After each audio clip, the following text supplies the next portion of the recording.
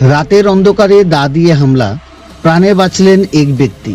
ঘটনাটি ঘটে ঊনকোটি জেলার ফটিকরায় বিধানসভা এলাকার সায়দারপাড় ১ নং ওয়ার্ডে। ঘটনার বিবরণে জানা যায় যে গভীর রাতেতে প্রদীপ দাস নামক এক ব্যক্তিকে ধারালো দা দিয়ে হামলা চালায় অপর আরেক ব্যক্তি। ঘটনার পরপরই গুরুতর আহত প্রদীপ দাসকে প্রথমে নিয়ে যাওয়া হয় ফটিকরায় হাসপাতালে এবং পরবর্তীতে উন্নত চিকিৎসার জন্য নিয়ে যাওয়া হয় ঊনকোটি জেলা হাসপাতালে। অভিযোগ, 30 জুন রাত্রিতে রাজনৈতিক বিষয়কে কেন্দ্র করে ঝগড়া বিবাদের জেরে শিপ্রেন্দু দাস প্রদীপ দাসের উপর অতর্কিতে ধারালো অস্ত্র দিয়ে হামলা চালায়। গুরুতর আহত অবস্থায় তাকে উদ্ধার করে হাসপাতালে নিয়ে যাওয়া হয়। ঘটনার অভিযোগ মূলে ঘটনাস্থল থেকে হামলায় ব্যবহৃত ধারালো দা ফটিকরায় থানার পুলিশ উদ্ধার করে।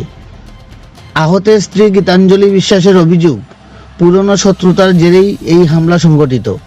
এই ঘটনায় ফটিকরায় থানায় মামলা দায়ের করা হলেও উক্ত ঘটনায় ফটিকরায় থানায় লিখিত রুজু করলেও প্রতিবেদন লেখা পর্যন্ত অভিযুক্ত পলাতক বলে জানায় ফটিকরায় থানার পুলিশ। তবে এই ধরনের প্রাণঘাতী আক্রমণের ঘটনায় অভিযুক্তকে দ্রুত গ্রেপ্তারের দাবি জানিয়েছে আহতের পরিবার পরিজনেরা। ফটিকরায় থেকে বিকাশ কোপালির রিপোর্ট, শ্যামলী ত্রিপুরা। আপনার নাম কি? গীতাঞ্জলি বিশ্বাস, কোন জায়গার বাসিন্দা? সায়দারপাড়। কি হয়েছে কোন তো? 30শে জুন মঙ্গলবার রাতে আমার পাশের বাড়ির শিবেন্দু দাস আমার সুরত দেওয়ার নারদ দাসের সাথে একটু কথা কাটাকাটি হয় সন্ধ্যা 7টা নাগাদ। কি বিষয় নিয়ে? রাজনৈতিক কথাবার্তা নিয়ে। তারপরে তো কথা কাটাকাটি করার পরে যার যার ঘরে যে যার যে ঘুমাই গেছে। রাত্রে 1টা নাগাদ আমার স্বামী বাইরে গেছে, শৌচালয়ে গেছে, ফেরার পথে তখন গড়ে গড়ে আয়া লুকায় রয়েছিল হয়তো শিবেন্দু দাস। তারপর আসার পথে দা দিয়ে কূপ দেয় রাত্র 1টা নাগাদ। রাত 1টা নাগাদ এক লাগাতর 6-7টা কূপ দেয়। তারপরে মারাত্মক আঘাত হয়।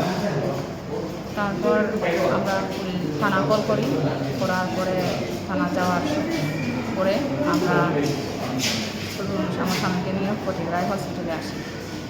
এমনি তাই সেলাই টেলাই লাগছে না? 20টা সেলাই লাগছে। আর এমনি কেন মারছে হঠাৎ করে এখন তো? পুরনো একটু শত্রুতা ছিল যে আমার 2 বছর আগে আশ চুরি হচ্ছিল, তখন আমরা কেস মামলা করছি থানাত ধরাও পড়ে।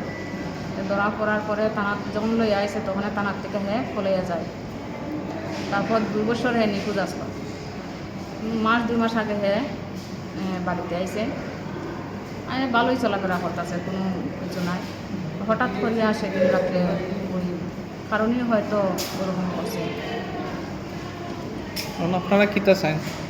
আমরা চাই যে তাদের তাড়াতাড়ি ধরা হোক, তাদের শাস্তি দেওয়া হোক, আর